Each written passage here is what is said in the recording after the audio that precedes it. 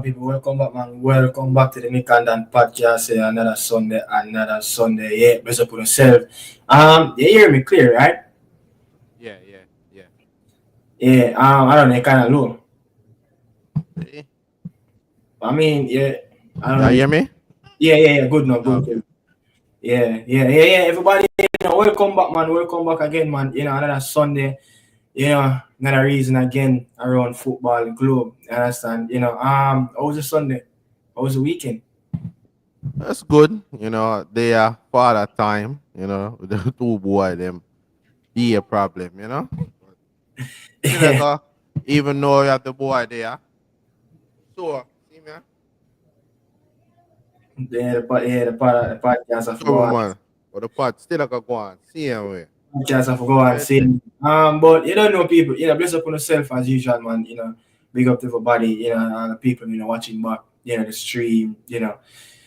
Offline. Live here right now. But I mean, loads of things. To talk about as usual. Daniel.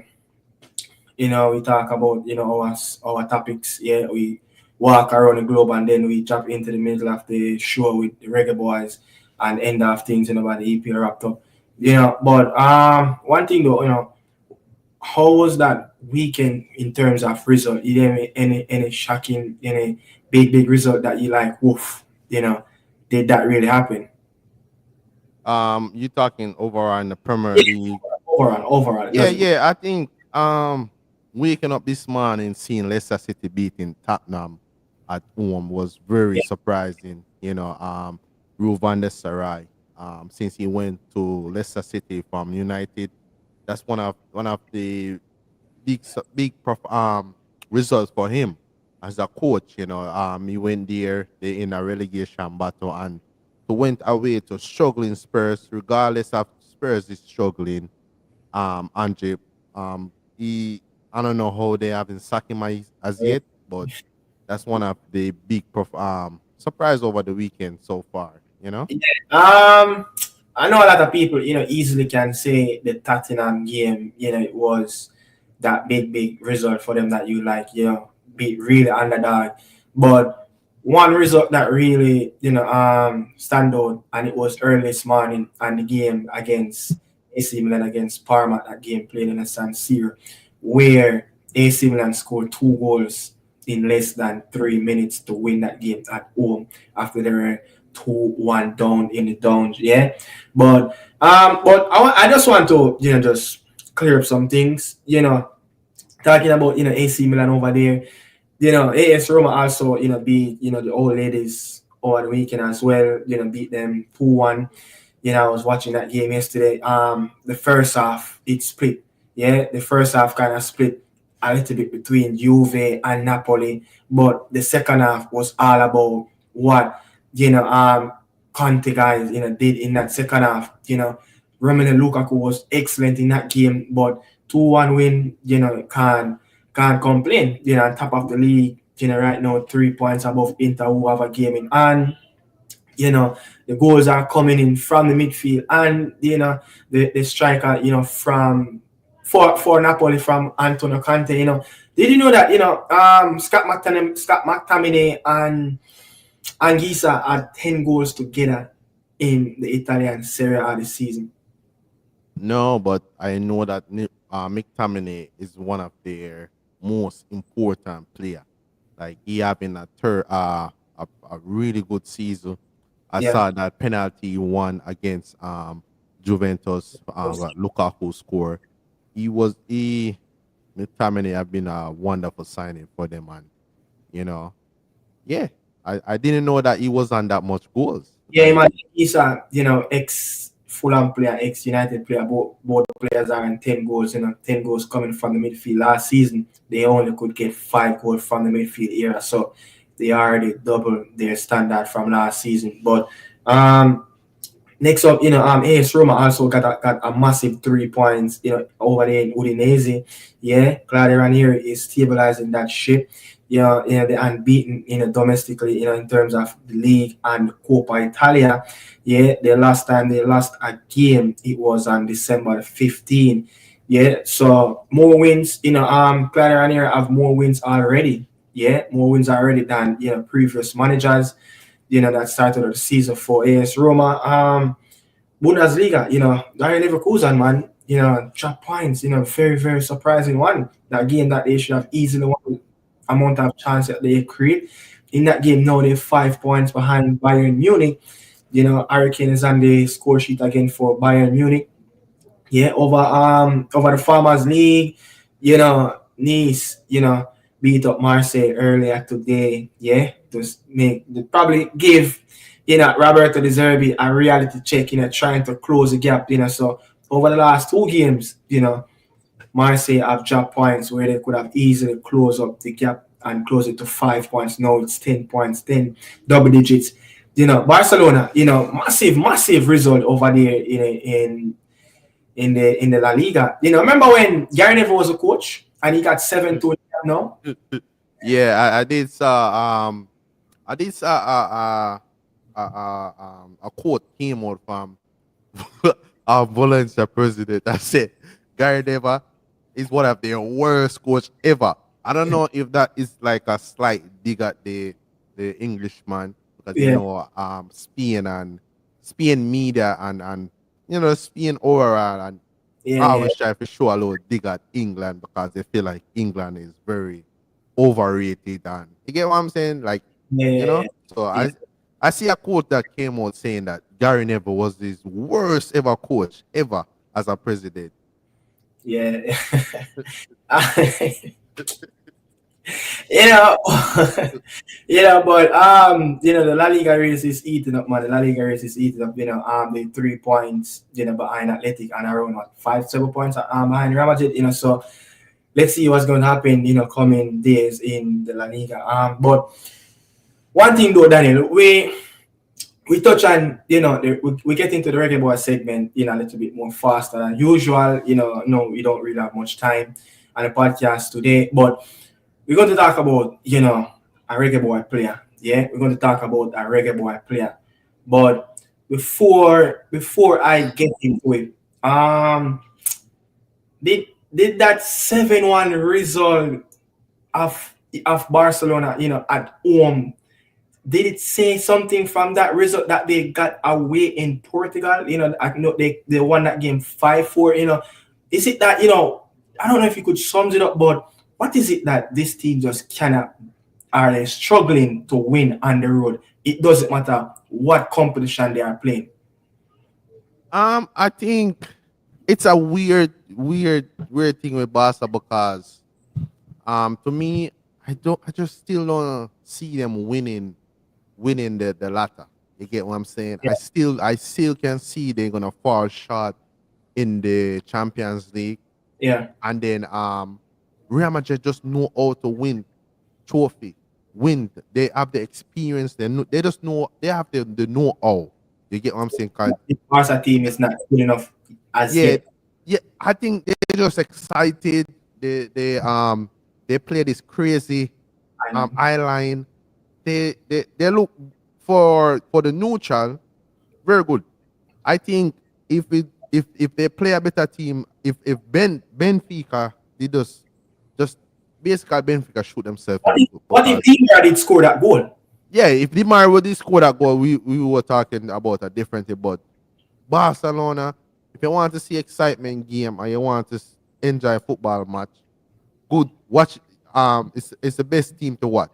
But do I think they're gonna win the big prize? No, because they cannot play like that. They're just not gonna be able to win like that. Yeah. But people, we're going to get into talk about some Reggae Boys, stuff. We're going to talk about some Reggae Boy stuff. But right after, we'll be back. My goodness, we've said his name several times. Kevon Lambert, a man who Coach Alan Martinez says, Katie, the best midfielder in the USL. That's my opinion. That's what I think. Dixon scores instead. Kaheim Dixon. So people, look, I know most of you guys probably see the transfer, over the last couple of days, but if we could just piggyback a little bit, and look back at when Kevon Lambert, finally end that stint, with Phoenix Rising FC. I think what 6-7 years with that club playing, such a long, long, long time. And a lot of us were talking about, finally, he's out of the USL. Yeah, he's out of the USL, and I'm looking at it like, what is it that our players that trying to make that step up from the USL, a man that have been making the rounds in USL football, yeah, yet to make that big step up in the MLS, left, Phoenix, sign up with Real Salt Lake, in Utah, sign a couple of year contract. He got loaned out last season to San Antonio. Now we've seen that, yeah, he's on loan again, to Louisville. He's in his last year of his contract at Real Salt Lake. Before we go, into the deep discussion, I just want to ask Daniel, one question. Do you realize that Reggae Boys players are getting more and more kicked out of the MLS? Did you realize? Seeing the drop of players that used to be in the league 25 years ago, yeah, compared to now, it's like you barely can find a quality player in the MLS. I think I was looking at a squad that we played. I think it was a Caribbean Cup. Yeah, it was a Caribbean Cup, where I think that was a Caribbean Cup where we failed, we failed to beat St. Martin. Come on, I remember St. Martin and a few more teams in it, and we failed to make the 2013 Gold Cup. And I was looking at the squad. We had around 7 players from Europe. Yeah, I think Bibi was in that squad from Bolton. Demar Phillips and a couple of the other guys were playing in Norway and stuff like that. But when you look at the players that coming from, the MLS, from that squad, it's like 8 players are coming from the MLS. You realize that, look, there's no little bit of Reggae Boys players in the MLS right now. Yeah, I don't know. I think the MLS team kind of got very South American. You can see just by evidence, there's a lot of Brazilian playing in the league. There's a lot of Ecuadorian, Colombian. You get what I'm saying? So I don't know if that's that's opportunity. Even a lot of Brazilian is playing in the league now. Yeah. You get what I'm saying? So I don't know. What I think it could be that the Jamaican players them is actually they focusing on Europe. You get what I'm saying? And not just England. I'm talking about the whole Europe. You get what I'm saying? You have a lot more Jamaican players is going across Europe. You get me? So is it that the players them Jamaican players them are taking more risks now? Go to them comfort zone because we feel like as a player, normally 90% of Jamaican players them look forward to either go England or go MLS. You get what I'm saying? So maybe now the players them now I take risks and go out of that zone there. You get me? And maybe the club, I don't know, because I don't think it's a fact like where club don't want Jamaican players. I don't think it's that. I think it's more of the players them I look out of just MLS. To me, I think it's more like the players them I look out of just playing in MLS. I'm trying to, people. I would love to hear someone, really, popped in and say your view and what you think about, Kevon Lambert, loan out again, to Louisville, not getting that opportunity, at Real Salt Lake. I have something. So in 2013, when he signed for Real Salt Lake from Phoenix, the technical director, Kurt Smith, actually came out and said, about Kevon Lambert, Kevon had size and international experience along our spine. Whether on our backline or in the middle, he has developed into arguably one of the most consistent players in the USL, and his international experience proved that he is ready for the next challenge. But Kurt Smith said that, but they didn't really give him that opportunity to establish himself in the MLS. I think you only have like three caps for Real Salt. Yeah, and I don't know. I don't know, man. What you think? I can read it again. The technical director Kurt Smith said, "Look, Kevon had size and international experience along our spine, whether on our backline or in the midfield. He has developed into arguably one of the most consistent players in the USL, and his international experience proved that he is ready for the next challenge." You think that by making that statement, you probably would have give Kevon Lambert an opportunity, the club itself. Yeah, it can't just be saying stuff like that and not giving the player opportunity, giving the player chance to play. You get what I'm saying? Like it's all good and gloom and saying all the right things to the field. But this is the thing. With these teams, they're gonna always try to make they're gonna always try to come out and pretty top. You get what I'm saying? Because they don't want end of the day, them don't want it to look away. You get me? But I don't know, man. I don't know what is this thing where with Jamaican players we're getting a lot of fight. I don't know who, like, where this come from. Like all of a sudden the players them the staff get these type of fight. I don't know what's going on. I'm trying to see if I can get. Yeah, I would love to hear at least one person, really check in on this and talk about, what is it about, the Reggae Boys players are not getting that looking, especially we have a few players, you would think that a few of those players would actually get in a MLS squad already, just because of the experience, playing locally in the USL. But as we say, there is, look, I would love someone just popped in, on the audio and just give their 2 cents and what is their point of view on this, because I think this is kind of disturbing on a Reggae Boy fan point of view, because when you look at, let me just say this. So for Kevon Lambert, Kevon Lambert have won 3 USL championship. He have won 3 trophies, not the championship. I think he have won like the division player final.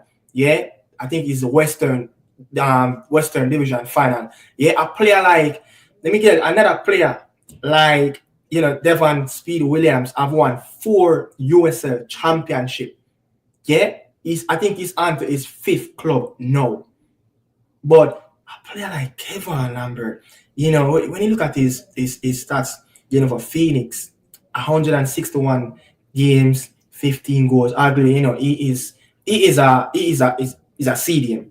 But for such a long time playing for Phoenix, and you have over 25 caps for the Reggae Boys, so you think that the experience, the pedigree, he probably would have get the look in already. You understand? Let's listen to Kevon Lambert, talking. Kevon Lambert, I'm a midfielder for Louisville City. I'm a player who works hard, a player who's always going to give 100% every single game, who doesn't mind doing the dirty work, a player who protects the defense and contributes to the attack as well. As soon as I heard that there was an opportunity to come here, it was like a no-brainer for me. Coming here with Phoenix in the past, I realized how tough it was to play here and get results. I noticed quickly that the atmosphere is super electric. I'm excited to be here and feel that energy on my side. That's Pepe right there talking about, signing up for Louisville, man. But, big up, Doc, with Stevie, big up yourself. We play like can't. Yeah, I think this is a little bit too far. I'm straining my eyes, man. I think I'm straining my. Let's pull up this this a little bit. Second. 1 second, people.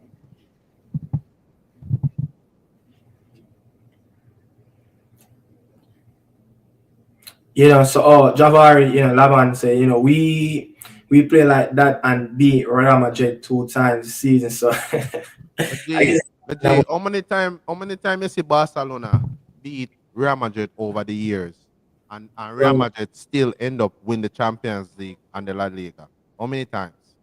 that's true. Listen to this one, Daniel. Just running through some comments and go back into the reason. Nitro, at least Lambert still in the USL. The overhyped Maggie got kicked out of USL. I'm not going to buy that one. What you mean overhype? Maggie. Oh, is Maggie overhype? What him overhype with? Yeah. Let's go down to football. Football group. Jamaica has not given Lambert a good enough chance. The MLS prefers foreigners who play regularly for their country. But since Pepe made that I think was it 2017 or 2019? Someone could correct me when he came in and played in that CDM role when he played his first. Lambert is a full international player. Yeah, Lambert is a full international player. So I don't understand, but I could understand where football guru, is coming from, with that as well. Ronnie M90 saying that Lambert should have a green card by now. He has been in the US for years. I mean, who don't know if this man have a green card? We don't know about. I mean, it could be a lot more easier for him if he really have a green card. Probably he would have, probably would take up, I don't know, all the rules set up in MLS with green card and stuff, if you have an international spot or what. But I think if you have a permanent residential card, I think, you should give the club that benefit, that extra international spot. But come on, for a player like Pepe, he's been there, between 5 to 7 years at Phoenix. Yeah. He has played this. I think this club going to make his third club in the USL. You have won 3 trophies, division trophy with Phoenix. Yeah, you have played literally almost 200 games in USL. So I mean, he have done his work. He have done his work, and I'm going to give you guys some more. I'm going to give you guys. Alvas does not play for Jamaica, and he has played in the MLS for years. That's right. Even O'Neal Fisher got kicked out. You don't hear nothing more about O'Neal Fisher. You understand? Ryan said, Javian Brown and Korberg also have not played for Jamaica in a while. So yeah, that makes sense. You understand? The international thing by not playing regular for Jamaica doesn't make sense. Korberg is right there for New York Red Bull, not really playing enough games. You understand? I think Lambert went to MLS after his success in the Gold Cup, and then Jamaica didn't give him a chance. What is it? You think Lambert got a fair bit of chance in the Reggae Boys team, Daniel? Because he have over 25 caps for us. He played in a couple Gold Cups by now. I think 3 Gold Cups. I think. No, I don't think he have got enough game time for me. Especially we don't have otherwise than since Isaac Aiden came in. I don't think we have a design DM defensive midfielder in the team, and knowing that we don't have, I see we went with what's his name, Casey Palmer and Casey and John. Yeah, like these are players that not like their position is not DM. I'm surprised that we have him available and would have never used him. So I'm surprised that we have not got more games. And his position is a defensive midfield, and we've been crying out for a defensive midfielder. You get what I'm saying? So I'm surprised he haven't played more games than that. Someone said, football verse, he was a designated international as an international player, last year. So if he's a designated player, I don't think he has a green card. You understand? But Daniel, let me bring something else in the conversation. Yeah. Speedy Williams, I think he's 31 right now, somewhere right there. Yeah, Speedy Williams is around that age, formerly at St. George's playing in the Manning Cup. 277 appearances in the USL. Yeah, 14 goals, 4 championships. I'm not talking about division champion that Kevon Lambert won. 4 championships. A very good player. Yeah, we saw a player that played for Real Salt Lake last season. I think he's the best young player. He was the best young player in the MLS. I think his name is Luna. I think he owed the highest transfer fee for a USL player to the MLS. He have only played there for, I think, a 1.5 season or a half a season in the USL. But he's an American. He's in Pochettino January camp right now. I don't know if it's end. I think it's end by now. But Luna was there. But Speedy Williams been there. Play for 4 different clubs. Over just say nearly 300 appearances in the USL. But still, is it that an agency problem? Or it's just that the players are just not good enough for the MLS as a midfielder? Because when last you have seen a Reggae Boys player in the Central Park for MLS team, it's been a while. Yeah, it's been a while since as a quality Jamaican player. I can't think of one. You get what I'm saying? It's mostly defensive.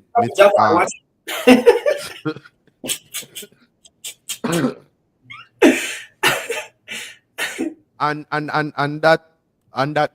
that reflect on the national team, because you realize that we have been struggling with central midfielders. You get over the years. You get what I'm saying? Even the past years that we've been. So is it that we not produce these players? Like, what is going on? Bro, it's all right, look at this, Daniel.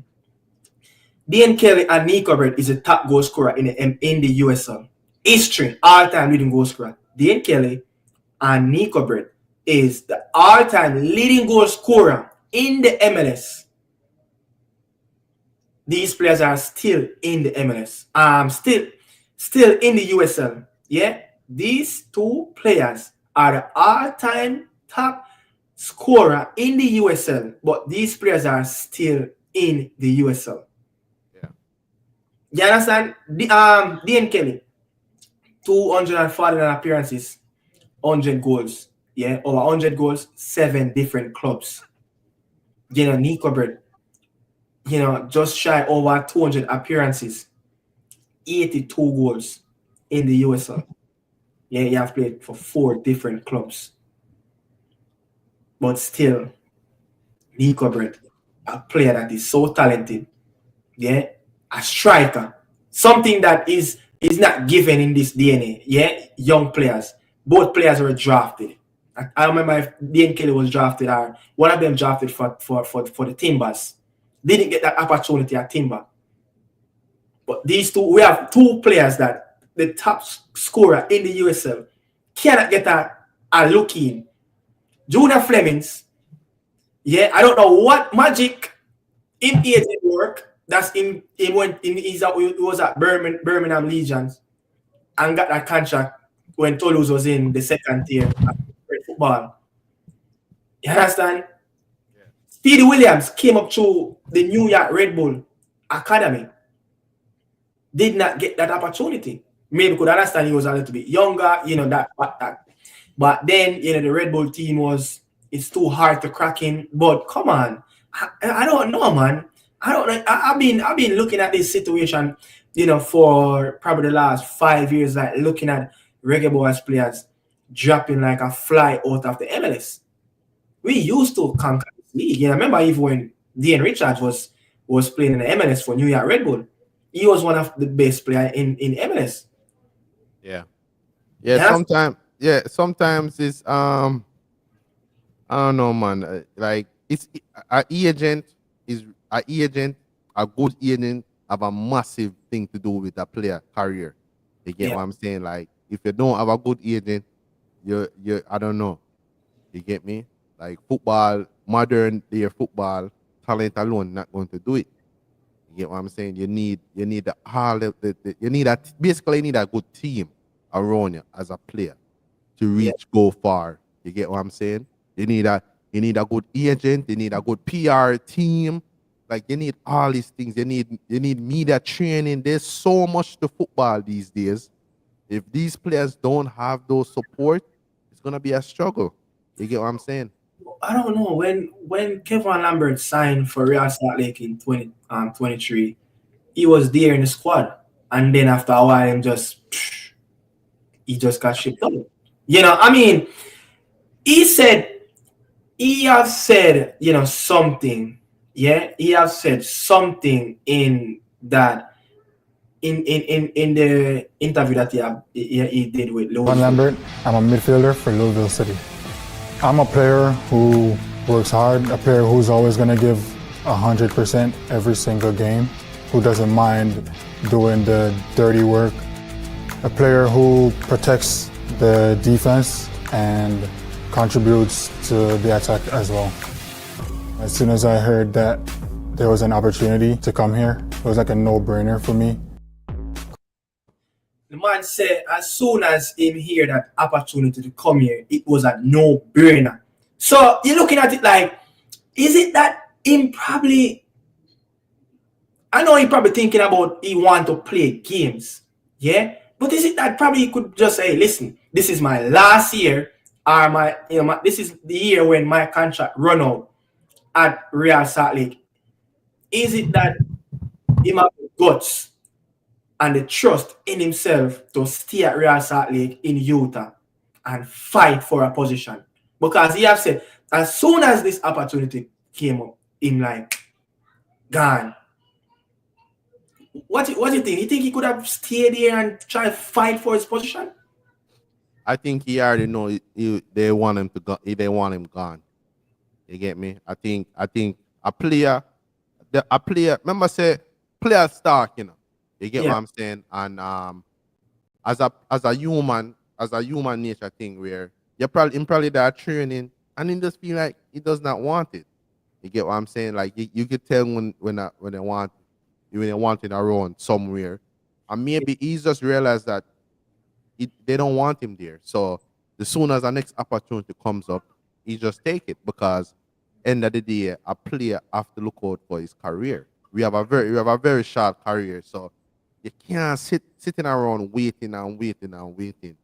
You get what I'm saying? So maybe he already get the information about that. You're not a part of this team anymore. So and I guess him could have wait. Maybe a better opportunity comes up, but who's we to say that? Who are we to say that there's another opportunity that comes up? You get what I'm saying? Yeah. And this player, he's probably looking at like, I need a club. I need to start playing football because World Cup is right around the corner, and I need to get back in the national setup. So I cannot sit here and wait for the perfect moment. That's a good point. That's a very good point. But I think I kind of lost what I was going to say, but I'll come back to that. But what I know about Trayvon Reed, going back to Harborview, from Oakland, roots. Look, they put out a statement, and the statement that they put out that they have listed all the players that it's not going to retain a contract back at the club. You understand? So Trayvon Reed was a part of that, and I guess he just found himself back.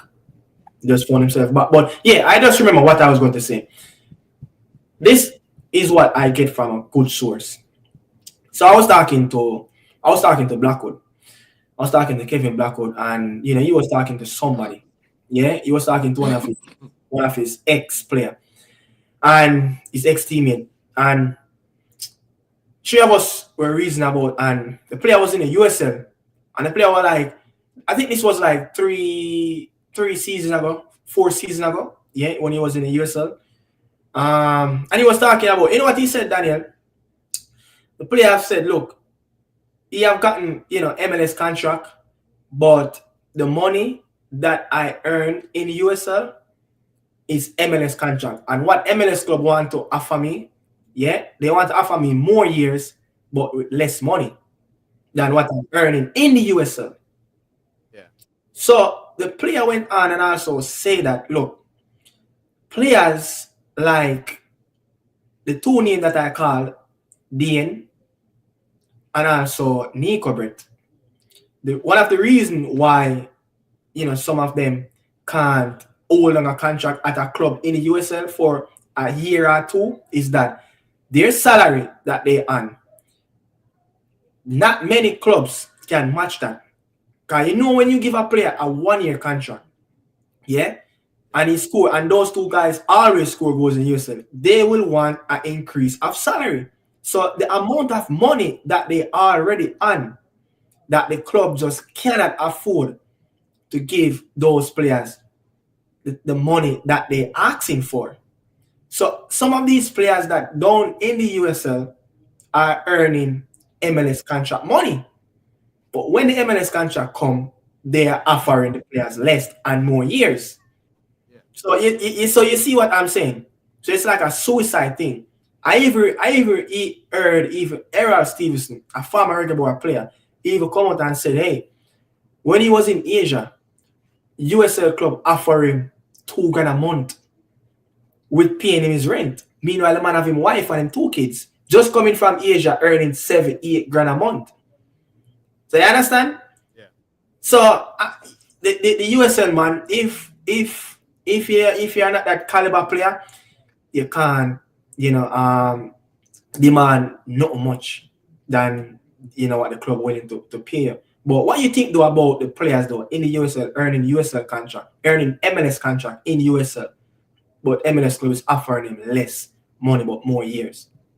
We already know that. We already know the the MLS only go off a name. If you don't have no catalog or name, if you're not coming from Europe, they don't care who you are. You get what I'm saying? And you can't. At the end of the day, these players are doing a job. We might look at that as football and them play for this club and this club. But at the end of the day, these players have a lifestyle. They have families to take care of, just like we. The football to them, they're only doing it because they love it. But it's still a 9 to 5. You get what I'm saying? It's still a job. They have to get good pay. And who is me to tell a player that's playing in the lower level, the USL, just go take a smaller contract just to play in the MLS? You cannot do that. You get what I'm saying? Because at the end of the day, the player have to look out for themselves. You get me? A lower league, but the money is better. You get what I'm saying? And as I said, these MLS club is not gonna pay you if you don't have a status behind you, or if you not come from the Europe or so. They ain't gonna pay you. They've been doing it for years. I remember I used to hear about that name as well. Ronnie M90 said, Kerry Stevenson, I remember that name. As well. Used to play in the midfield, but I mean, it's just weird, man. It's just weird. But I mean, look, Kevon Lambert, coach last season, also said, listen, this player is the best midfielder in the USL. Yeah. So if a player is the best player in the USL is like a feeding tree to MLS clubs. Yeah, they like a cheap bargain for them. You understand? I literally see players in the USL is earning $500,000 a year. That's MLS contract. Yeah, I'm talking about like veteran players that coming from Europe and stuff like that. South America earning $300,000 a year. That's MLS contract.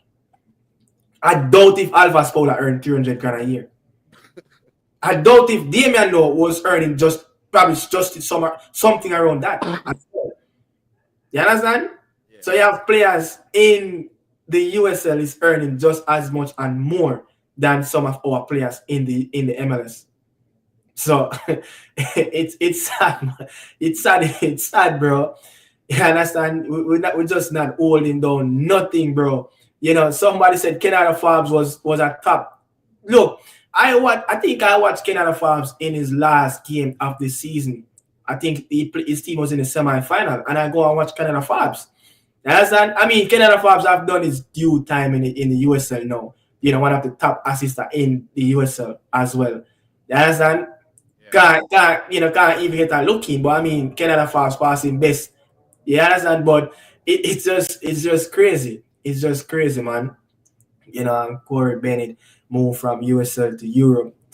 I think Europe should always be that driving force for us. But I mean, not everybody going to go to Europe. You understand? Not everybody is going to go to Europe. Same thing, you know, Dean and Nico. Jamaica didn't give the chance, and MLS could look. These two players, man, every day we say like, how these players didn't even get an opportunity. Just a look in at that when they're in their prime.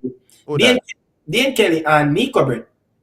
Yeah, I realized Nico Brett was one of the most prolific striker come out of Manning Cup and came over and never really get opportunity in the setup. Why? Nah, I don't know. Who was around at that time as the striker? I know Matax was one of the young striker. I think Giles Barnes was a part of it as well.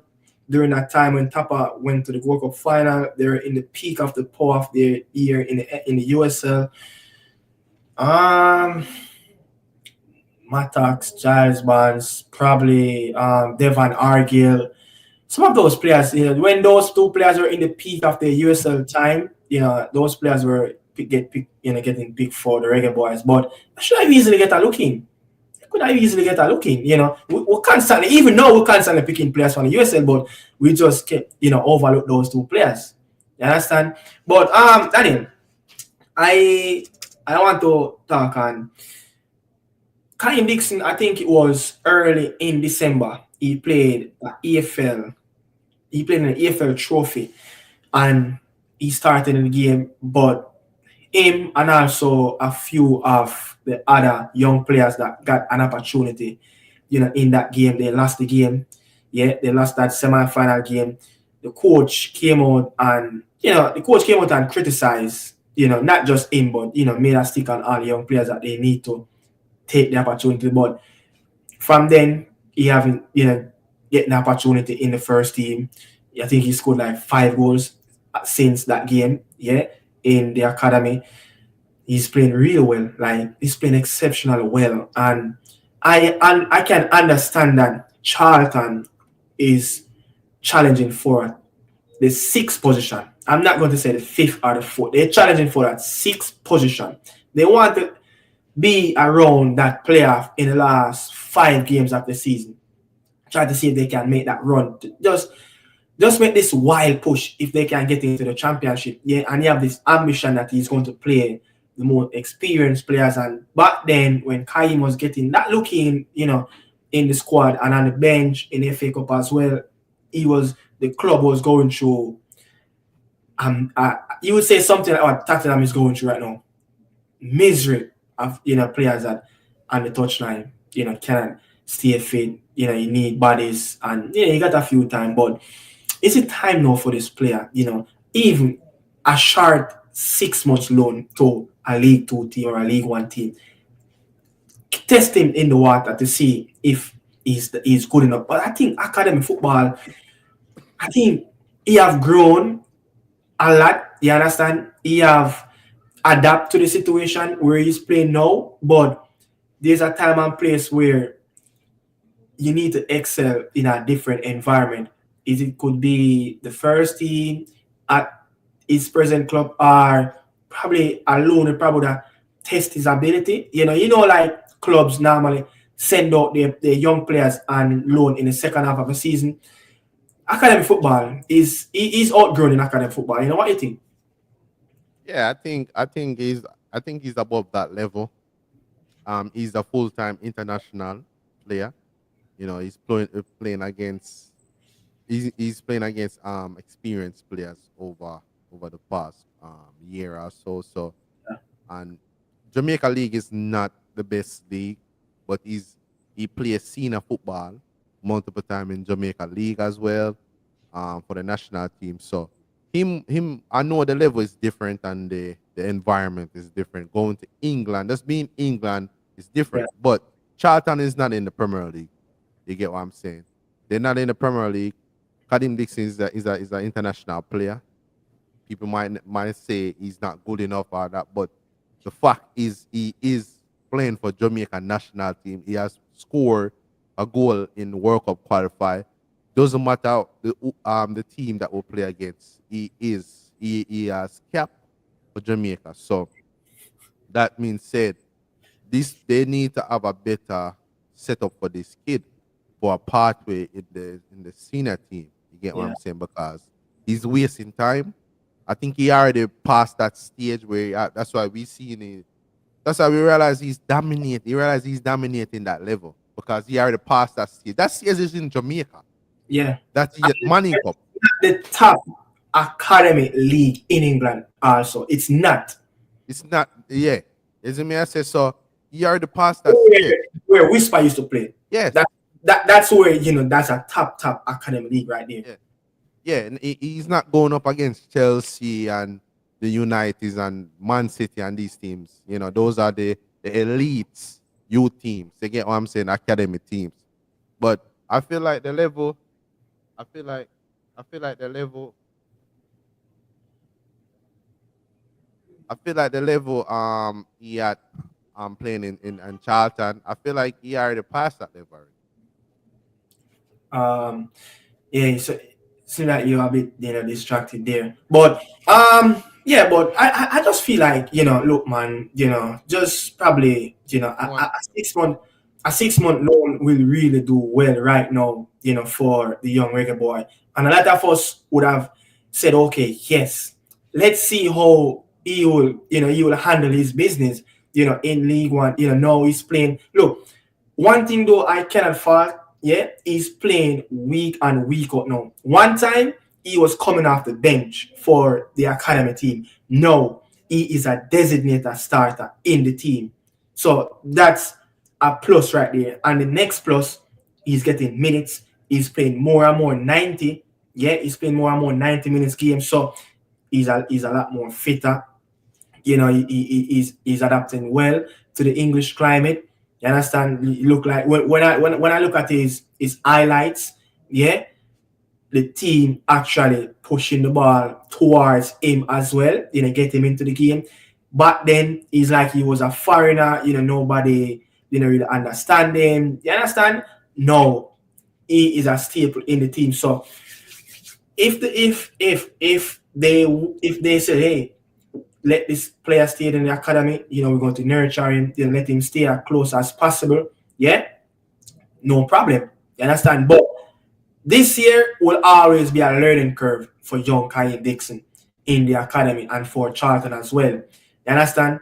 I would love to know if he's training with the senior team and then go to play games with the academy. I would love to know where is he training? Who is he training with? Is it the academy or the senior team? That's one thing I would love to know. But this first year, will always be, a learning curve. But next summer, yeah, this summer coming up will be the test of what the club is going to do with him. Because if the club not going to play him in the senior team, he needs to get shipped out and loan, because that academy league is not the best academy league in England.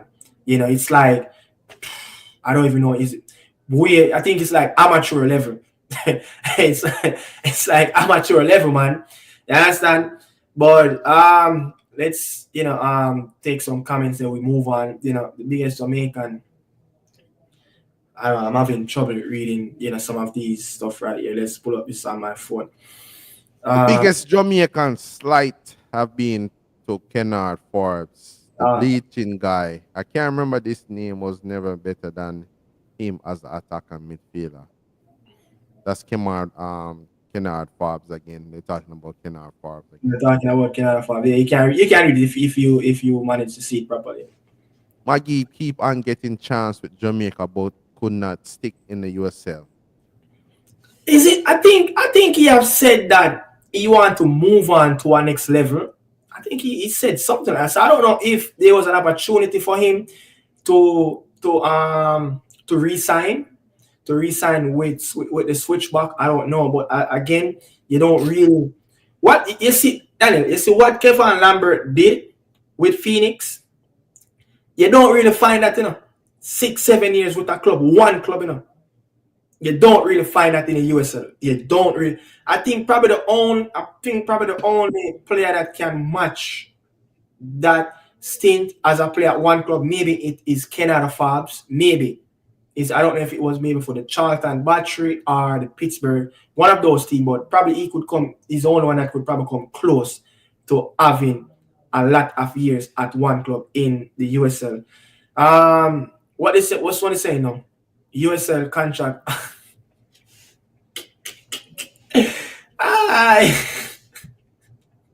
USL contract almost.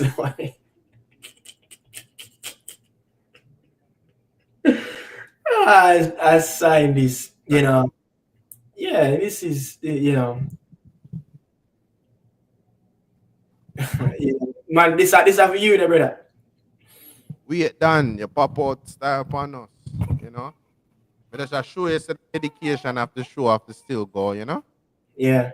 Roma Williams and Devon Williams should have green card too, But even that Romero stint that somebody said he had in Egypt. I remember that. He went to even Kuwait as well. Yeah, I think Romero Williams went to Kuwait as well. Kuwait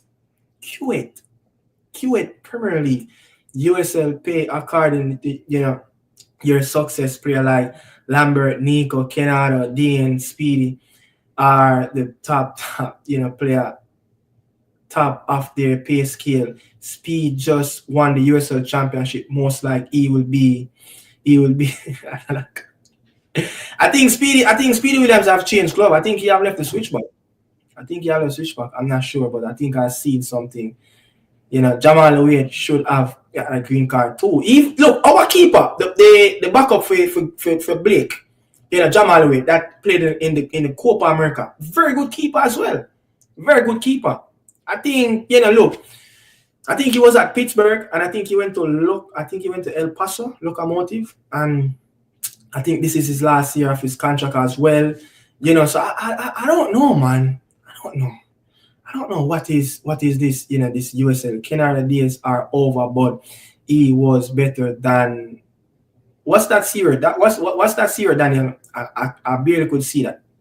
Canada days are over, but he was better than the Cardinal. Mobi Arborview player. Mobi and Arborview. I think the best of Canada probably I see was at Waterhouse. Probably I don't remember him nowhere else, but I think the only club I've watched him at when he was at Waterhouse. Romero Williams and Corberg got chances over them as well. I think Corberg should go to the USL. Dean got a few chances for Jamaica under Whitmore, but would play Corberg over him. Where's that Corberg days done? Yeah, man, Corberg can walk from Red Bull, man. I think the man a bypass. Red Bull him there. Him left in Philadelphia. Yeah. He's he have what a year now at Red Bull, I think. Left Subaru Park. But Danny, look, this comment, is so much. I just so much. I just want to make sure I get you. Jamal Wade has had a green card, for many years before he picked for the senior team. I didn't know that. Charlton is in the third tier and Dixon cannot break in the squad. That's a fact. He cannot break into the squad, but I think it's just going to take time. I just think the coach is just probably using players that who he can trust. As look, Nathan Jones' job is on the line. Yeah, Nathan Jones' job is on the line, and clubs and managers down in the lower tier, sometimes it's hard to see. And he's trusting young players. He's actually giving young players, but he's giving the one that the one that he have brought through, especially help groom them as well. You understand? The one that especially was there last season when he took over. So I think probably give Kaheim Dixon a full. I don't even know if Kaheim Dixon will get preseason. The Gold Cup will be this summer. I don't even know if Kaheim Dixon will get preseason. That's another story as well. Miles Leban and Tyrese Campbell are around the same age as Dixon and playing for Charlton. That's really true. But I think when you look at where Charlton want their young players and probably the development of those players, look, we can argue and say, look, Miles and Tyrese, they are not. If they are better, it's not far from Dixon. But they've been in the club, for some time now. So I think the manager trusts them more. You understand? I remember when Kaheim come in, my coach saying he have to work on him fitness, climatize. So I probably think they know what they're doing. Yeah. What level is Charlton? Charlton is in the third tier of English football. Dixon is where it should be. British club do throw young player in the deep, and because a few game the development, they develop them, they can't loan him out. The work permit rules don't allow it. Well, that's some good information right there. That is good information right there. But that the work permit rule in England is very, very, very weird. It's very weird. They say he can't get loan up because It's of the very weird. I'm going to look into that. It's very weird, bro. It's very weird. I don't know the work permit business in England. Dixon need to develop physically and also tactical side of his game. Yeah, you're right. Dixon is where he should be. British clubs doing. I think I've done that already. USL teams are willing to give Maggie a chance. He was on a trophy winning team. Maggie is looking to go to Europe, so Butler will fool him because of his ambition. Corey, I think he's training with Butler at the time. Corey Bennett is in Kuwait now as well. I think Romaro Williams was playing in Kuwait as well. They do Speedy and Romaro have their green card, so you spot Corey, football with G. Some people, behave like them around football in England. I, Corey 2 years at Red Bull. But look, football guru, I don't watch New York Red Bull. New York Red Bull is a rival. I grew up watching NYC, so I just don't really, the most I watched Red Bull was when, you remember when Tim Cahill and Thierry was at the club? And, Sasha Kirsten, all these players, and I think the keeper, I forgot the keeper name. I used to watch Red Bull back then, but, team is no good no more. But let's move on, Daniel. Let's move on to finish up the show, talk about some EPL. Over the weekend, big game at the Etihad, man. You throw away that game, early goal in the game. Nicholas Jackson got opportunity. What the hell Corey Palmer is doing? New player got shown in the mix in the center of position. First Uzbekistan in the league, for Pep Guardiola. He got applauded off the field. But City, 3-1 win over 90 minutes. Chelsea is slipping down the table so quickly. What is going on with the Blues at Stamford Bridge? Maresca dropping the ball. I don't know what's going on. He have lost the in-game management. Constantly playing the same players that out of form. Nicholas Jackson, Robert Sanchez. These players are out of form. You see what they did. Midweek, Monday made a text. I say Sanchez, and he dropped the ball in that Wolves game, and he came back again at the Etihad, and you saw the mistake he made. So costly mistake. Enzo Maresca constantly coming out defending this guy. and this guy just keep on making mistakes. Nicholas Jackson, he's not a striker. He's not a prolific striker.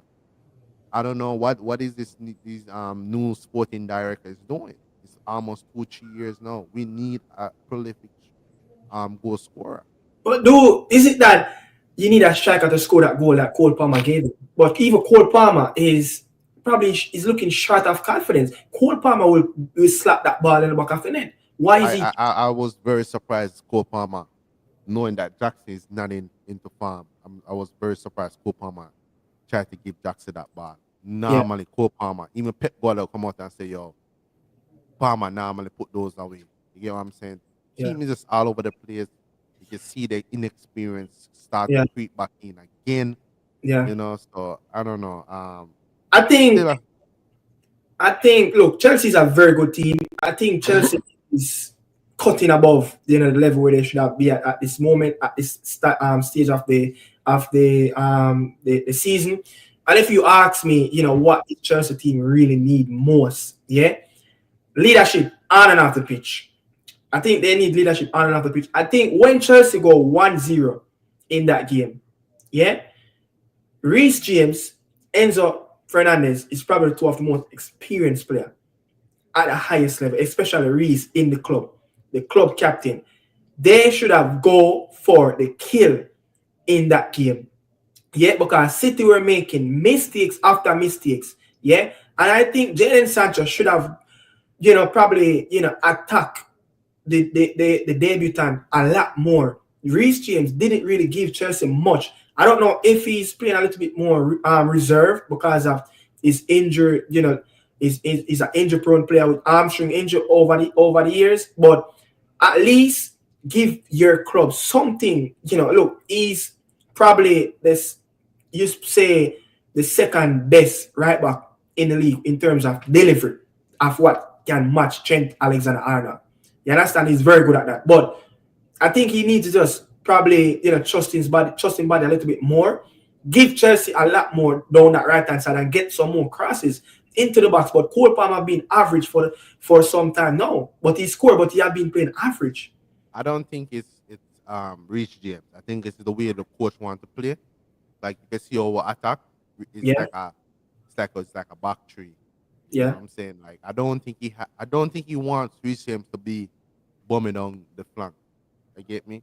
And that's kind of irritate me a little bit because knowing Reece James is one of the most top right back, as I said, him and Trent going forward. And to see Reece James his best attribute is going forward, putting that ball in the box. He doesn't do that no more because the coach does not want him to do that. You get me? You know what I'm saying? Like it's all over the place at this moment. I'm gonna say this.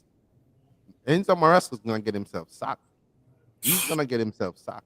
From almost at the top of the table, challenging Liverpool for that first spot to getting sacked. Wow. But Chelsea next couple of games, West Ham, they will play West Ham, and I think after West Ham you will play Brighton twice in the cup and in the league as well. Is that right? Right?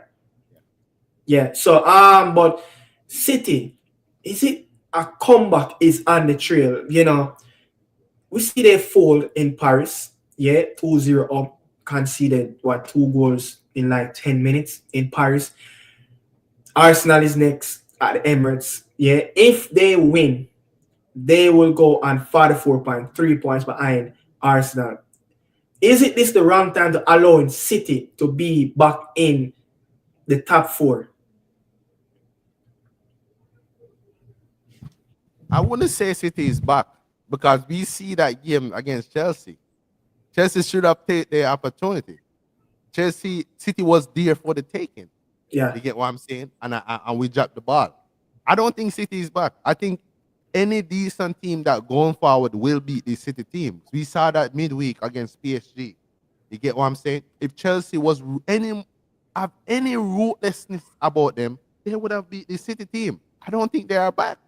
I still think they're all over the place. I still think they're out of form. I still think they are shambles. I see Arsenal beating this City team. Yeah. Yeah. But you have to give a little bit more credit. Look, Owen is back and has been scoring now for fun. I think Alan played a beautiful game. I think Chelsea defenders get caught out, in the deep too easily, pinning at Alan, and Alan is just bringing the players into them. And, I think he have played a very good game. But the Egyptian, Mamouche, he seems like that player that, look, Kevin De Bruyne is a technical player. He will not be explosive through the middle. Phil Foden is a technical player. He will not be explosive through the middle and get runs in behind. He want the ball on his foot. Mamouche, given, this team something that they crying out for. When Alan is not making those runs, Mamouche is the one that making those forward runs. He's very direct. He's very brave. I think he has played a very, very good game, if you ask me. Yeah, he was threatening the Chelsea and he was pinning them. You think about his debut as well. It's gonna be one of those another signing for City.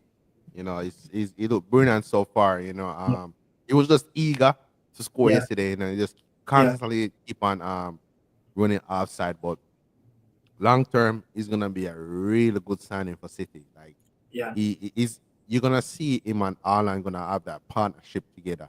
You get what I'm saying? And he's gonna be a top player. I can't believe the Premier League, like, City get on a good player again. You get what I'm saying? Like, he's the second leading goal scorer was in the Bundesliga behind Hurricane. I think he has scored like 15, 16 goals in the Bundesliga. But Arsenal, big controversial, at the Molineux, massive 3 points for the Gunners after 2-0 up at the Emirates. Yeah, Aston Villa crawling way back to draw that game.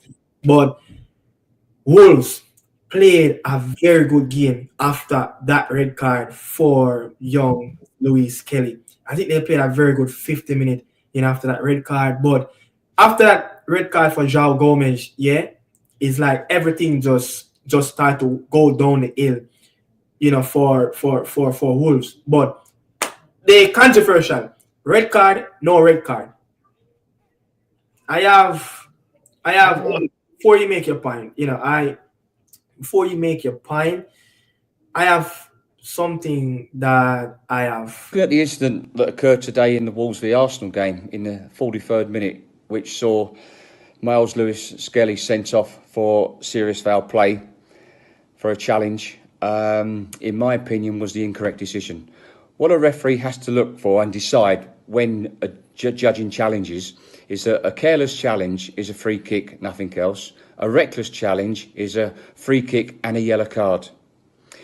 When a player makes a challenge or lunges with 1 or 2 feet from the side, from the front or from the back, that endangers the player's safety with excessive force and brutality must be sanctioned with a red card.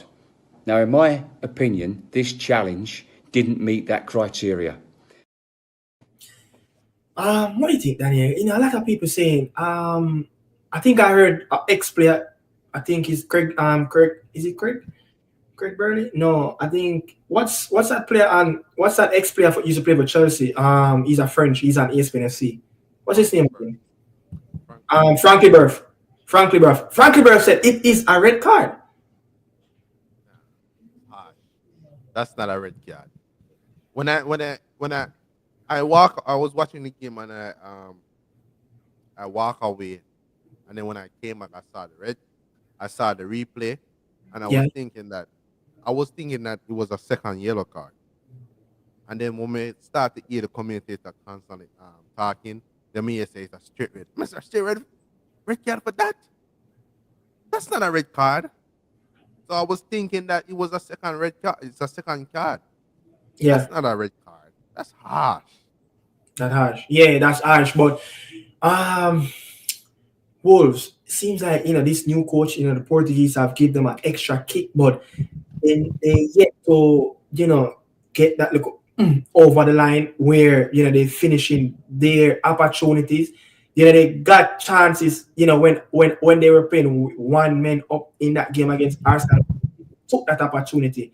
Yeah, Arsenal could have been 2-1, 3-1 down before, Joao Gomez made that stupid challenge. You understand? But Arsenal, there's something really, really strange about this football club. Yeah, I can understand, Mikel Arteta is very ambitious at, trying to win the Premier League, but there's this weird feeling watching Arsenal. You're thinking like, will they kill the team off? Yeah, or they will actually keep teams in the game. And Arsenal last season was a lot more entertaining. Yeah, not just entertaining on the pitch, but killing teams on the pitch, suffocate them with the football. The football, everything just changed. What is it? Yeah. There's there becomes some reliance set piece. You realize that, as I said, they're missing Saka though. Like Yeah, I think that's a main one of the main reasons. But even when Saka was there, you could see that they don't really create a lot of chances. Odegaard is not the same player. He's took older farm. You get what I'm saying? Martinelli. I think Martinelli have been on and on, but if it, going for Howard, they just cannot create anything and they become so reliant on set piece. You get what I'm saying? And I feel like they get so comfortable knowing that, when we get a set piece, we might score. You get what I'm saying? So they become so reliant on that. And whenever they go up a goal, they start to just off. They be very conservative. Look all the time when they do go up. If they're not playing at the Emirates and yeah, they're playing away, and and they score first, they will not go ahead and try to kill the game off. You know, yeah. and that's one of the reasons why they're just not going to win the Premier League. And then they have a they have a guy up top, Averts. You cannot win anything with Averts. Um, there's, there's the fans that say Averts win the Champions League, but like going 38 games in a season, saying that you want to win the Premier League, you're not gonna win anything with Averts. You know.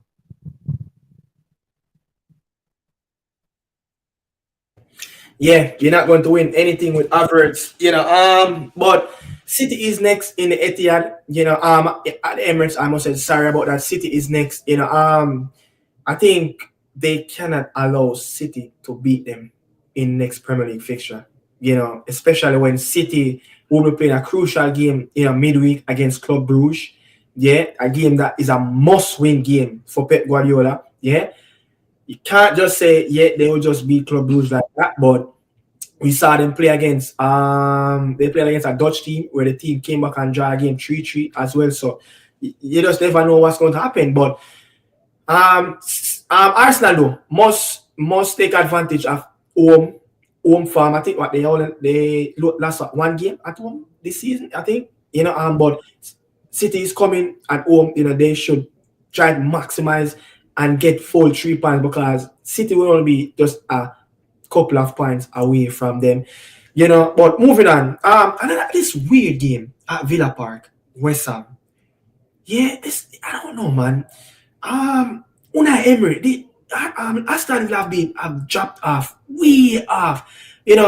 Tyrone Mings, picked up a injury. Hopefully, it's not an ACL injury. I haven't done any research on it as yet.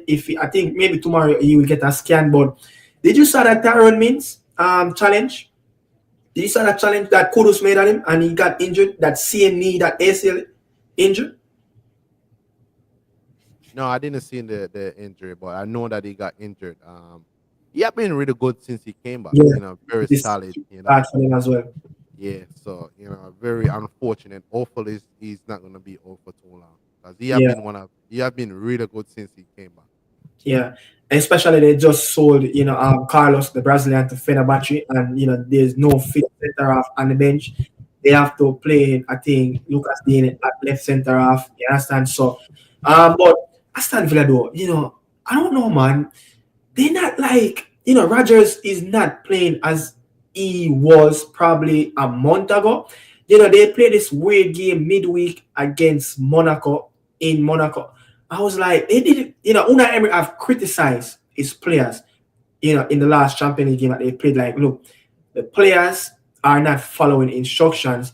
The players are not delivering the tactics correctly on the pitch. Yeah, the tempo. You realize that the tempo for Aston Villa is so slow. They're not playing as quick through the lines anymore. I don't know if it's down to personnel have continued to change, different players into the starting lineup. I know, Onana was injured, before they played, West Ham as well. So another player, stepped in the midfield. Abubakar stepped in the midfield alongside Tielemans. So Leon Bailey, is in the last 2 games in the starting lineup. Lucas Digne in as well. But Marlon didn't threaten the West Ham backline, not one bit. You understand? But you have to give West Ham a lot of credit. I think Aaron Wan-Bissaka played a really, really good game on the right-hand side. They created opportunities, pocket miss moments in the game where he could have easily scored and give West Ham, a 2-1 victory, walk away from Birmingham with something positive, go back to London. You understand? But this West Ham team, seems like they kind of finding their feet a little bit. I think their feet is a little bit moist now. I think it was a little bit dry when, the Spaniard was coaching the team, Julian Lopetegui. What do you think of Potter, trying to steer the ship into the right direction at this moment for West Ham? Why this thing keep on popping? I think Potter is gonna be a really good coach for them. I think Potter is one of those coaches where you need to be a place where it's not too much pressure. You get what I'm saying? Like, I think he's gonna be one of those. He's gonna be a really, really a breath of fresh air, because I think Potter likes to play very good football. I see a glimpse of that when he was at Chelsea, even though it didn't work out. But if you see his Brighton team, I wanna go back onto Aston Villa. Yeah. I think Aston Villa start to struggle a little bit. I realize that they allow teams to come at Villa Park and dominate. I don't know why is that. Yeah. I think Una Emery, I don't know if the players is tired. Rogers has played a lot of games. Huh? Someone said that to me, that the players are a little bit jaded. Yeah, they look tired. I think teams just come there and just dominate them. Yeah. You could tell that West Ham was gonna score. You get what I'm saying? They was creating so many chances, and Aston Villa just keep on backing off, and I don't know, man. And then Liam Bailey, I don't know what's going on with Liam Bailey. Like, the last two games was like shit. Yeah, I even see ESPN saying, like, CM Frank Lerber saying that Liam Bailey, they don't know what's going on with Liam Bailey. You get what I'm saying? Like, because you can see that even in the media, overseas media, are seeing that this is not the same player than last season. We saw a few weeks ago. Huh? We saw a glimpse a few weeks ago. Yeah, but you just can't get going. Just in and out. I mean, the thing we realize with Leon, his energy and his mood is according to how the team is performing. You understand? If you look at players that continue to perform in teams that struggle over the years, if you look at, like, even a Robin van Persie, not comparing Robin van Persie and Leon Bailey, but a Robin van Persie, being constantly scoring goals for Arsenal, even when they are not title challenges, but he's scoring goals that will lead any team, any good team, to a title winning season. And it, his season at United, his first season at Sir Alex Ferguson, they won the league, the 20th title. So I just think, Leon Bailey Farm will always, a shadow of how the team is performing and how the manager is getting the best out of, his players. But a game, you will say, for the boring history book, United at Craven Cottage playing Fulham. If you ask me, one of the worst game out of the 10, this was it. You did not learn anything about this game. Nothing was in this game. When United actually took full control of this game, when Harry Wilson came off injured, yeah, you could see that this team they lack runners. They lack players willing to just take the risk over the years. A Sir Alex Ferguson team usually take risk. Yeah, usually have runners that will compromise his game for the team. You understand? And we don't have any striker that will hold up the ball. Hoyland, he's a shot of himself right now in terms of It holding was up the ball. it was dreadful. Dread. The ball just couldn't stick to his foot today. I don't He know could what not, happened. and I think when Zierski came on, it was a little better. And even when he started in the Southampton game, and Zierski came on, the game was a lot more fluid. Zierski, the ball can stick. We know why Thiago Motta wanted Zierski at Bologna at that time.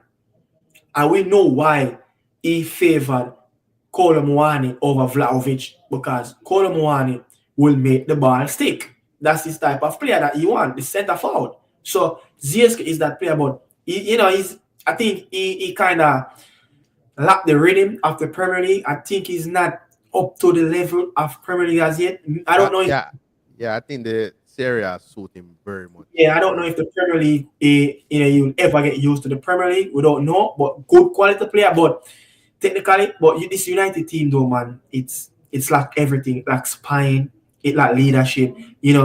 One thing though I have to say, Harry Maguire have been playing excellent. Harry Maguire have been playing excellent. He's judging the aerial duels when he's going up for them. He's actually taking step back, step forward. He's looking over his shoulder. So I think he's doing as much as he can in that back line. You understand? But United is just a couple of points away from Fulham, but Fulham can't take anything away from them this season.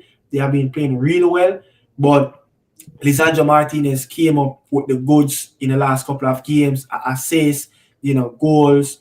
You understand? But I mean, what do you think though of this game? Because it was just a game for the history book, or just a boring one. It was a boring game. I wasn't even watching it because nothing. I thought Fulham would have won this game, but United being United, Yeah. won it. But nothing really to expect. I was telling United fans that just be happy about the 3 points. You're 13. You're That's 13. that's You're it. you're 13 points away from the relegation. So that's through the door. You get what I'm saying? And that's pretty much it. I've a United friend I thought about you're not happy. We're not playing football. Man, bro, there's nothing gonna change with United this season. Forget what- it. Just yeah, be happy about getting the 3 points, and that's it. Take what you get, man. Yeah. Liverpool do what Liverpool did. I don't think they have got they have even going to second, third gear against Ipswich. But the game at home, Mo Salah overtake Thierry Henry. Thierry Henry scored 175 goal in the Premier League. Mo Salah is 176. Alan Shearer is 280. Is it 280 or 260? I think it's 260. Alan Shearer, 260. If Mo Salah stays in the Premier League for the next 2.5, 3 seasons, he will break that record. Will the media or will English fans give Mo Salah that credit that he's a better Premier League player than I understand Thierry Henry is one for the entertainment. I know he play is lavish, lifestyle. I know he play on the pitch. You understand? Mo Salah is just to get the goods done. Yeah, he might fumble certain dribble and go through 2-3 players and then whip it with him left foot. But Thierry Henry is a player that he lifted off a sofa. Will they give him that credit that he's a better player than Thierry Henry? No, and that's what football is all about. They even say Hazard. Hazard is a when Mo Salah retire, he's gonna up there. He's gonna be one of the legends of the Premier League. But I don't think people are gonna be talking about Mo Salah when he retire. And that's just unfortunate. Like his numbers is better than Hazard numbers, and his numbers gonna be better than Tyrion number. But where the bias come in is all look beautiful on the ball. You get Yeah. what I'm saying? That's what, like, remember Busquets, Iniesta, Zinedine Zidane, even Ronaldinho. These players never score a lot of goals in their career, Yeah. but we remember these players as look so good on the ball. They look, they dribble in the turn. Yeah. That's what people love. Yeah. That's what They're, football fans love. yeah. The Hazard, the dribbling. Up to the day, people still talking about JJ Okocha. You see me I say? So Salah will go down as one of the best players in the English Premier League, but he won't be talked about just because he wasn't that player that looked sexy dribbling and he didn't score a free kick. You get what I'm saying? Like, Yeah. that's all football goes. You get what I'm saying? So yeah, I think overall Tyranny, for me, I'll pick Tyranny. You get me? Just because Yeah. of childhood years. Yeah, if you ask me, who would you build a team around? It would must be a Thierry, but then Mo Salah fans, the Egyptian people can say Mo Salah have the most assists and goals in the Premier League season. So I he can don't both side. You understand? But it's just I don't think Salah get as much as love or him should get, but I don't think he gets as much otherwise than Liverpool fans and Egypt fans. yeah. I don't think he get that much love, to be I honest. don't. You think maybe this is why he's actually like leaving the league, want to leave the league, like No, I don't think so. I just think it's more of that to do with them and Liverpool. The fan, Liverpool is not a club that's gonna yeah. splash it back on. You could Much money. you could imagine Frank Lampard is just one goal above, I think, Mo Salah in the all-time Premier League in Salah. What Frank Lampard have done, Frank You will Lampard. never see that again. You will never see a midfield. Yeah, Cole Palmer, but yeah, Cole Palmer. I mean, look, Bruno Fernandes was on the same as Cole Palmer, and then it's not easy. It's not easy, man. It's not easy because Lampard used to score 20 goals almost every season. I think he have used to score like 15 goals in our competition every season. Yeah. Yeah. But moving on from Liverpool, we're just handling the Premier League, as all it comes down. Bournemouth 5-0 at Vitality Stadium against Nottingham Forest. Bournemouth 8 players out. Yeah, 8 players out. 1 point from 4th spot and 7 points from 2nd position. Yeah, never qualified for European football before. This is the year. If Bournemouth from here, if they don't go on to achieve and qualify for at least the conference, you say this season for them, even Nottingham Forest, you could throw it in the mix as well. Like, if none of these two clubs don't qualify for Europe, it'll be I know for both clubs. No. I know what you're gonna say. It's gonna be a disappointment. No, it would not. It's a free hit. They're on a vacation journey, my G. No, they're not supposed to be anywhere near where they're at right now. It's not a disappointment, man. Yeah. You get me? Bournemouth should not be anywhere near the Champions League spot or the European League spot. Nottingham Forest to see them. These teams should be fighting relegation battle. Yeah. You get what I'm saying? Yeah. No, they are at a free hit. You're playing down the cards and Andon Iori? Huh? Is it that you're playing down the cards on the Spaniard and Andon Iori? No, I'm not playing on the cards, But what I'm saying is they should not feel away if they don't make the top 4 or didn't make the top 6. Regardless of it, Bournemouth, we know their budget, we know their standard, we know their expectation. Yeah. You get what I'm saying? Chelsea, United, Tottenham, these are the teams we need. And even Aston Villa, these are the teams that should be getting beaten at the end of the season if they don't finish in the top 4 or around the top, around the European spot. Yeah, but Bournemouth, Yeah, but talk about the 5-0 though. You see this coming like You see, the Cherries beating Forest 5. Yes. Utaro with a hat-trick, man. Yes. I Why? see it. No. You know, you have what's it? That's his name, Justin Clivert, right? That's Yeah. Justin Clivert, Utaro. You know, the Ghanaian and Semenyo. I have never heard of these players before they came to Bournemouth. I've never heard of. No, I know about Clivert because of Patrick Clivert, the son of Patrick Clivert. But some of these players, Kirkes, I have never heard of some of these players before. Never. But remember, they lost their number 9, Ivan Nilsson, with a broken leg. 8 players they have, 8 first team players they have in the medical room right now, and they smash. But let me give you something about Forest. Over the last, not say over the last, but this is something that continue to happen when they drop points. Yeah, when teams actually scored first and Forest and actually go on to score 2, 3. This team is a team that usually does sit back, allow the team to come at them because they have so much quick players that they can play through the lines very quick. Even their number 10 is very quick. Yeah, and the 2 wingers, even Yates and even the other one in the midfield, they are very quick through the lines.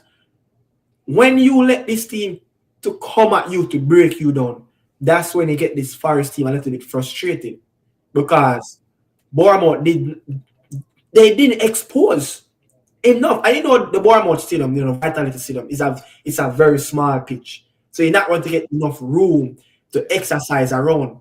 And that's so Bournemouth, they made it tough for them. But as much as they stick 5 in the back of the net, they still played compact football.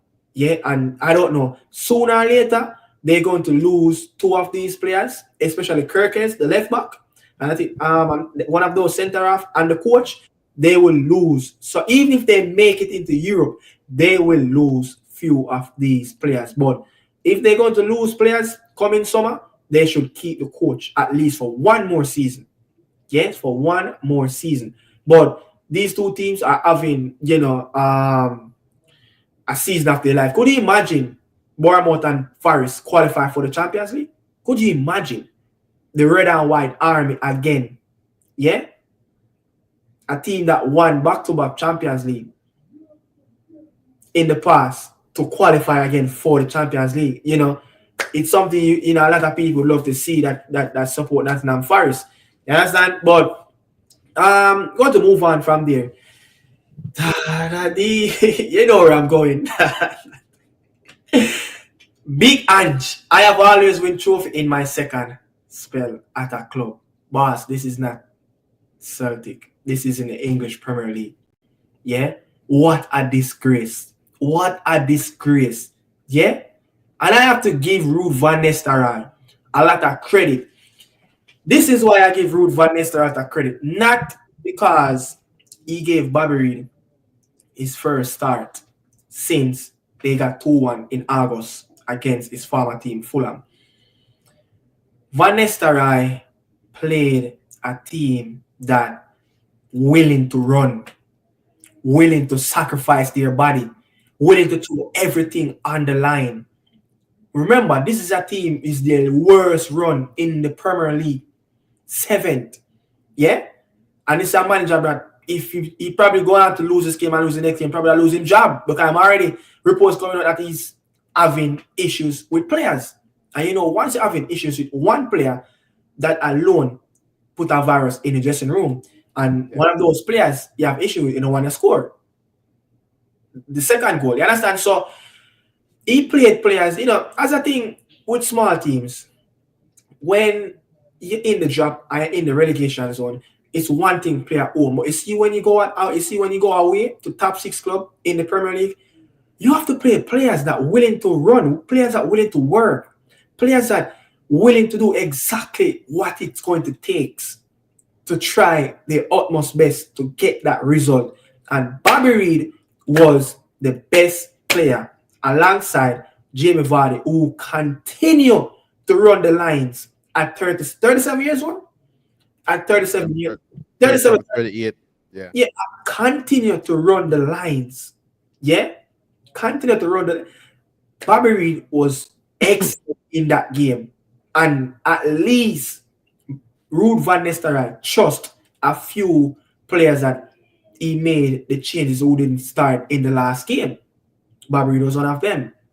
So you actually see that look, the Jamaican player is not so of a bad player. You just have to know how to utilize him. And the pitch suit what Leicester City want to do as well. But it goes down to the character of Spurs players. They were just dreadful. Tactically, they were just all over the place. Yes, they have so many bodies missing. Yeah, but when you look at that front three, Richie, Kulikevsky, these players should easily beat one of the worst teams in the Premier League, Leicester City. But Yeah, you think you're gonna wake up tomorrow morning and hear that big man get the sack by Danny Levy? he should. He insists to play the same high line, um, all gun blazing football, saying that he's not gonna change it, talking all type of crap boy win trophy. Like you think this is the Scottish League. Like, come on. He should get the sack. They very much invest in the team. Mm-hmm. And I think his way of playing is his own down is gonna be. Yeah, his biggest downfall. And I think the reason why you realize that 90% of the top nine players them that is out injured, is hamstring injured. Because You I realize think that because the way he wants to play. Is exactly why, because the way he wants to play his football. All of the injuries hamstring. You get what I'm saying? So that's a big red flag. You get me? So I think Solanke is a knee injury. I think Daniel Levy has not been such a good owner because Yeah. he sacked Jose Mourinho right before a cup final. Finally. How you should one of the best cup manager that know how to win knockout a one punch game. One of the worst decisions he could have ever did. He could have been sell a Hurricane and invest the squad for years now. Like they've been going on with this Hurricane guy for such a long time, man. Yeah. So I think I understand Ange's a manager that wants to win, but I don't think he don't want to adjust. He don't want to change his way of playing. He says it's my way. He rather go out die in that way. So Yeah. I guess die on this one. And his own sword. But you remember when they played City? I think at the Etihad I think it was at Spurs Stadium when I think they played was City, right? You remember they played a game though, and Romero was out, Van de Ven was out. You remember that game, and he rushed them back in, and both players went injured in that game. Chelsea. It was against Chelsea. Yeah. From then until now, you know that those players haven't recovered as yet. Everybody said that those players gonna get injured in that game, and they didn't last. They didn't last 20 They minutes. didn't last long. Udoji, the medical team said Udoji is a red flag. Yeah, his body is overworked, and he continued to play him. The stubborn coach, very stubborn. And not just stubborn. I think nobody really wants to interview him. That's how bad it is. That's how bad it is. No one wants to interview him. He's just an awful guy in the press. But the English media will have a laugh with him. The English media will have a laugh with him, man. David Moyes.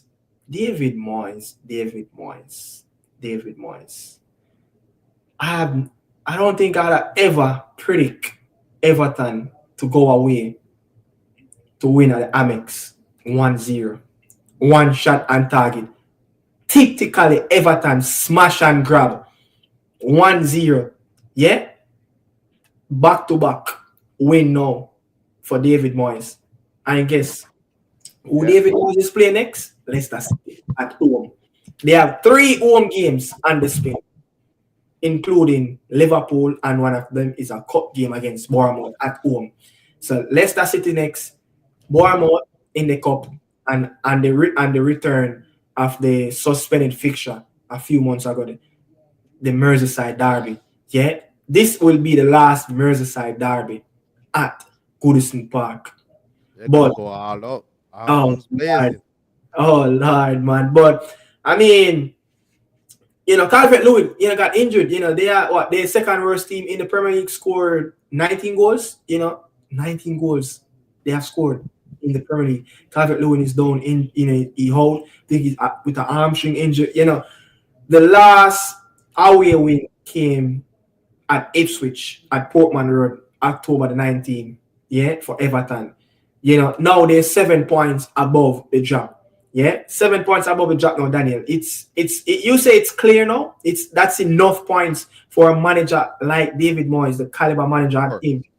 Yeah, I think Dave, And so I think David Moyes is one of those manager where him and some other guys, if you yeah. want, if any manager that even Sean Dice, I was kind of surprised him. But is it fair to rank David Moyes with Sam Allardyce? David Moyes have No. What I'm saying is, if there's any manager that I would want to be in a relegation battle fight with, yeah, that to be some other guys, David Moyes and Sean Dice. The coach knew how to rally up a team, yeah. knew how to go away to inform Liverpool and get our results. You get what I'm saying? So these are the coaches I will. They are the pioneer for the Premier League. You get what I'm saying? They're one of the pioneer. You get me? They know how they know how to get over the line. You get me? So Tony Pugh. Tony Pools, these names. You get what I'm saying? So, I think Everton is gonna be all right. Yeah, but surprised though they went to Amex. Brighton is just weird this season. They're playing really, but I think it all come to experience with the manager, and I think it's chop and change. I think very good manager, very good. I love it. I love watch Brighton. They smash United. They play with this cube in the midfield where they always have this box of players surrounding the football. I don't know. They play this type of football that nobody else really played in the Premier League, but it's just that they have unproven players trying to play against proven players as well. But Palace, controversial one in that game as well. Brentford, penalty kick that missed and score on the second time. But listen to this, Daniel. This is Brentford. Their last league game, they beat the last league away game, they beat Southampton. But everybody's beating Southampton at the moment. But if you go back, the last time they won an away game, it was their last away game of last season. That's all long. Brentford haven't won an away game since that Southampton game. So Yeah. I mean, they're fighting, but Mateta, you think Mateta, since his form have changed, it's like Glasner job is safe again at Sellers Park. You realize that Mateta is a different tone of player. Will you ever see this player play for France? No, yeah, a Giroud type of. Yeah, I think somebody come off of the bench. Joe time has been up. There's no more Benzema. But is it that with Didier Deschamps is leaving at the end of the World Cup? I think maybe France is bypassing that style of play. I don't know, man. No, Greece I think retired as well.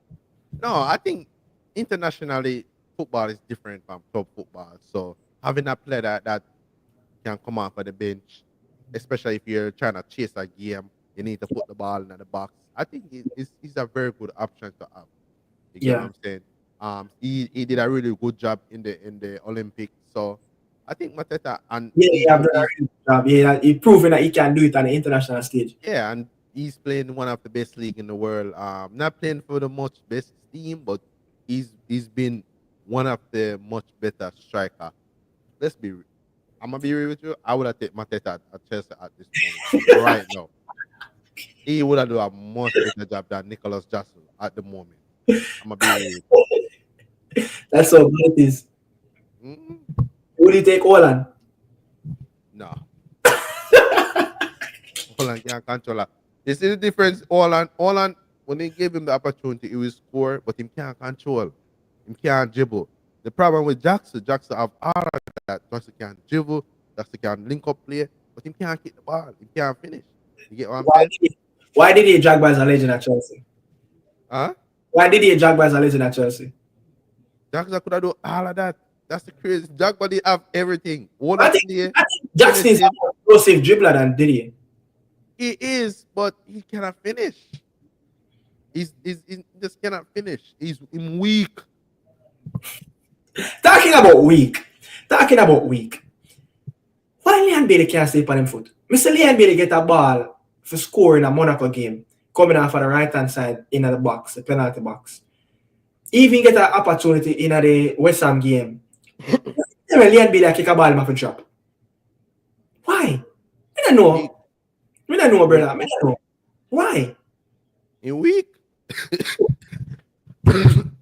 Weak. I'm a Jamaican. He's supposed to stronger than that. You know, the last one up, score first again, last at home against Newcastle. Newcastle is level on points in fifth, with Manchester City was in fourth. Isak, 17 after season scored a brace. From nowhere, this Newcastle farm just popped out of nowhere. But would you say Newcastle have the best midfield three in the league alongside Liverpool with Joelinton, the Italian, and Bruno Guimaraes? They have one of the best. I don't think they have the best. They have one of the best. But I'm saying though, beside Liverpool, I don't think no other team in the league compared to that midfield three.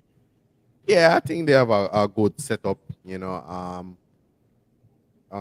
think they have one. Tonali, Grenache. I think Crazy Joelinton was a striker and turned into a midfielder. And Edio came in and saved. Edio said, "Hey, come here, man. You're going to play as a box-to-box midfielder." I wish more players would do that. Like, even right now, I don't think Jackson is a number 9. And I wish I wish a manager would see that and say, "Oh, let's put him on the wing." But I think, did he play under Unai Emery at Villarreal? Yeah. He was one of the wide midfielder. Yeah. But sometime on the wing. It was a 4-4-2, so it was a little bit different. I think he suit that 4-4-2 system a little bit more. I think he suit someone playing beside him, helping him. I don't think just him alone up there. I don't think it suit him at this moment of time in his career. Especially playing with a technical player like Cole Palmer around him, Jadon Sancho around him, Madueke. Every time I watch Madueke seems like he's that old-fashioned Iron Robin. Go down the right-hand side, cutting on his left, get the ball in the back of in the box. You just having, I think Madueke is I think he have the most crosses in the box. Believe it, he have one of the most crosses in the box. Alongside I think Bukayo Saka. But people, that's it. That's it. Bless up to everybody. Thanks for watching. The kind of podcast. You have anything what you want to say?